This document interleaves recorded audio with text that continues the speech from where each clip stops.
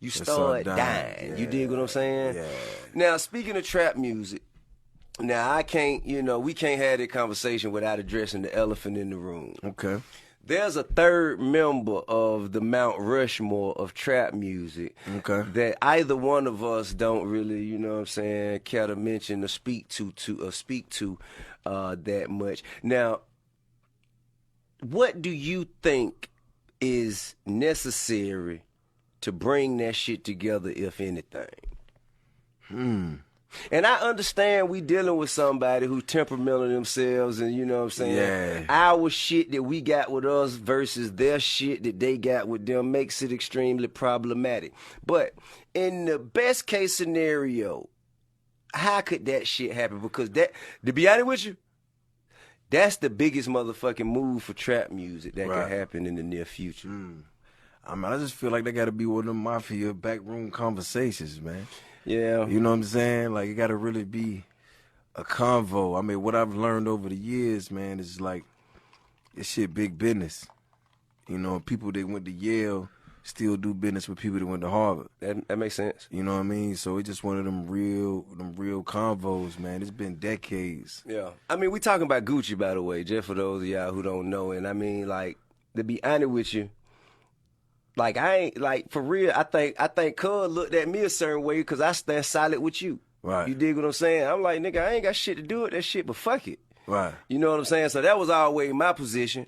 Even though I tried to, set my differences to the side and just be, cordial and so on and so forth. That shit didn't go far.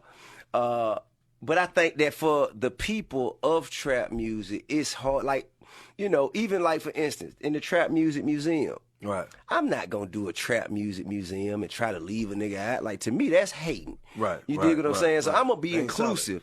I'm going to be inclusive and I'm going to be honest and I'm going to always speak from a place of logic. You know what I'm saying? So, logically, is there ever a time where the three of us could sit in a room and walk out and say, man, that shit dead? Well, to be honest, to keep it all the way solid, like me and brother sat down and had a real conversation in a sushi joint. You know what I'm saying? We sat down Jeezy and Gucci in a sushi motherfucking restaurant having a real conversation. How did that go? Like, what? It was close. It was close. Yeah, I can't lie, it was close. But I think he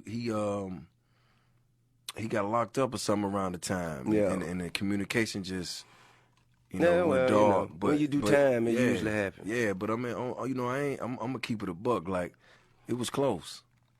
It was real close. I mean, man, you know what I'm saying? He and I have such an off and on kind of relationship because, okay, we weren't fucking with each other for whatever reason, and then I went to jail and came back home. Then we started fucking with each other. I did a song with him and Rocco and shit. And then all of a sudden shit just got crazy all over again. I'm like, man, this motherfucker too unpredictable. You know what I'm saying? I can't hang my hat on this. Right. You know what I'm saying? And but to be honest with you, I cannot deny or dispute the contribution that he made to the culture of trap music. I mean, for me, bro, like everybody that put they bid in, and everybody put their work in. Yeah, that's what it was. You know what I'm saying? The disagreements and the things that went on behind the scene, it is what it is. But for the city of Atlanta, you look at the records from So Icy to what everybody held their own. That's real. You know what I'm saying? So I ain't never been no hater. That's right. You know what I mean? And nor will I ever be.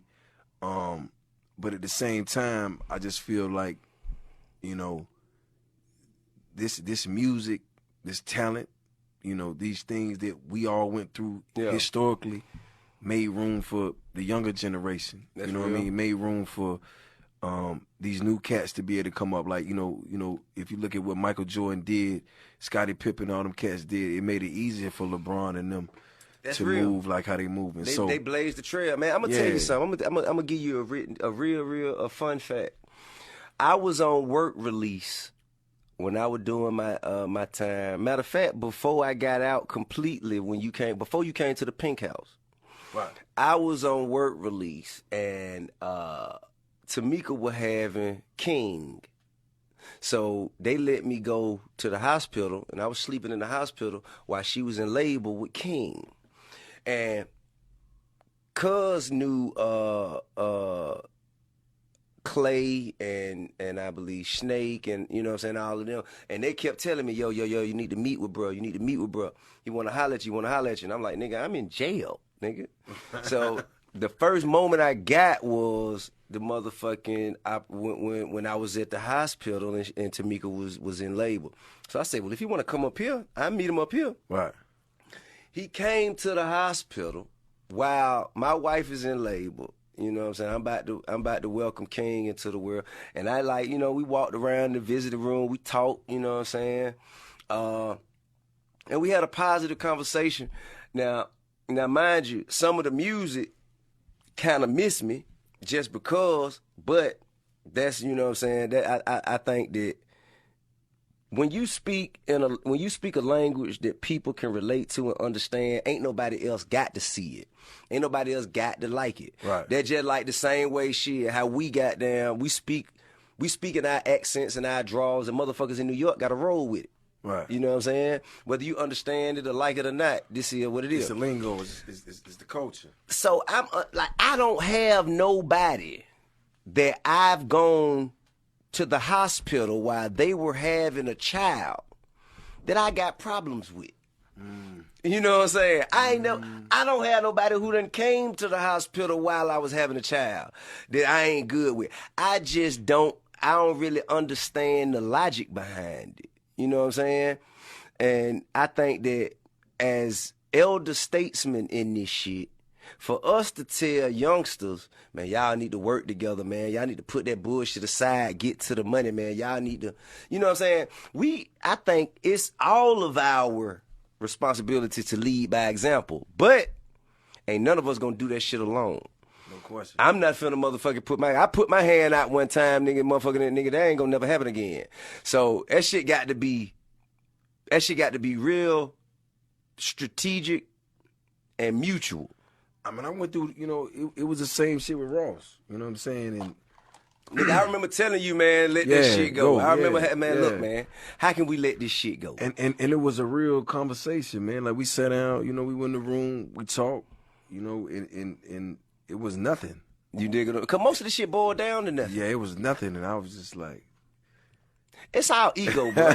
It's our ego. We get paid to convey the message that we the baddest motherfuckers in the world to other people who feel like they the baddest motherfuckers in the world, or who think so little of themselves that they need to listen to the baddest motherfucker in the world to feel better.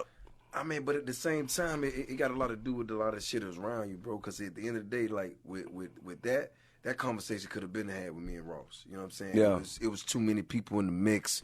People coming back. I'm going to Miami.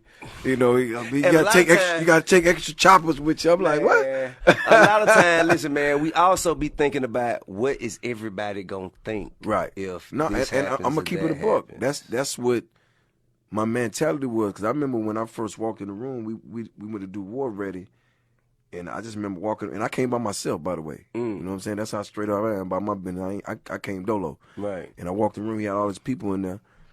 And I remember like the first 3 minutes, we were just talking, and it just kicked. That's the first thing that kicked in my mind. Yo, what my fans gonna think? What people, you know what I mean? And I'm just sitting there, and I'm like, damn. Well, I'm gonna give you and everybody got cameras, right? And everybody got phones, right? And me and Ross just sitting here having a conversation. It's regular, it's normal for y'all. Right. Like, it's a normal conversation for y'all, but the motherfuckers around y'all with the cameras is like, man, this is fucking legendary. Yeah. And, and immediately when motherfuckers' camera come out, everybody forms an opinion. That was 3 minutes into the conversation. 5 minutes into the conversation, I'm like, you know what, man? And one thing I do like about Ross, he keep it about the money. That's real. I gotta respect that. And he's like, yo, we left a lot of money on the table. I said, nah, we have. It's records that we supposed to did. That's real. That we ain't do. It's tours that are supposed to happen. Yeah. Because at the end of the day, bro, this shit is business. Yeah. You know what I'm saying? It ain't nothing else. I mean, you're not supposed to bring your emotions to business. To meetings. That makes sense. You know what I mean? So just to have that conversation. And Ross a good nigga. Yeah, no, Ross a good nigga, man. I fuck with him. And even to do the records after the fact. And just crossing paths now, just like it was never, and it's genuine. It was never nothing. That's real. You know? I think this situation is a similar situation, although it's just almost like the scab been pulled off of that motherfucker so many times. Right. You know what I'm saying? Right. But what I would like to do, in the spirit of